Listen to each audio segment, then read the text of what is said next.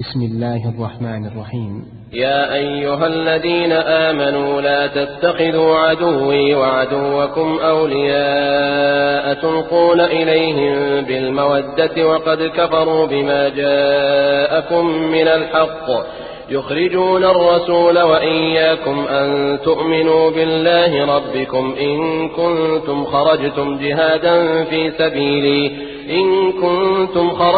جهادا في سبيلي وابتغاء مرضاتي تسرون إليهم بالمودة وأنا أعلم بما أخفيتم وما أعلنتم ومن يفعله منكم فقد ضل سواء السبيل إن يثقفوكم يكونوا لكم أعداء ويبسطوا إليكم أيديهم وألسنتهم بالسوء وودوا لو تكفرون لن تنفعكم أرحامكم ولا أولادكم يوم القيامة يفصل بينكم والله بما تعملون بصير.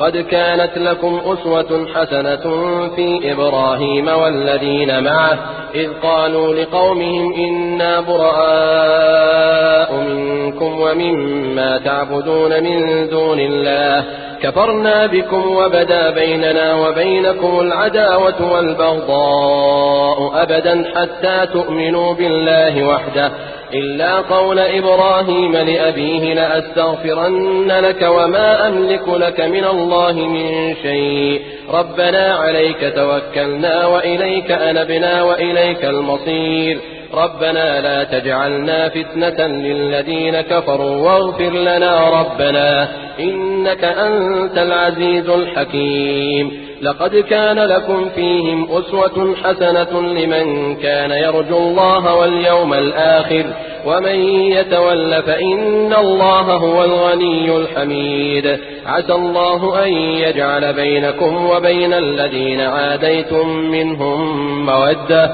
والله قدير والله غفور رحيم.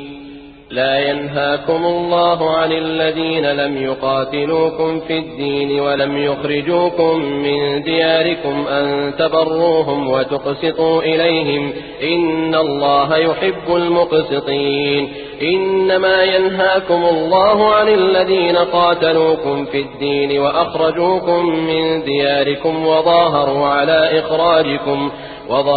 على إخراجكم أن تولوهم ومن يتولهم فأولئك هم الظالمون.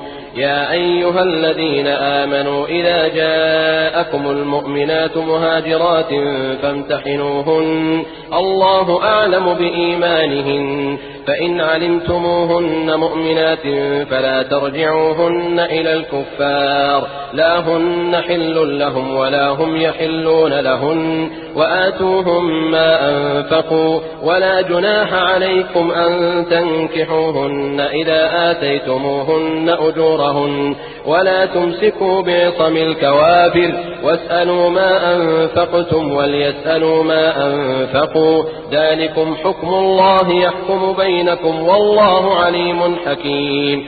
وإن فاتكم شيء من أزواجكم إلى الكفار فعاقبتم فآتوا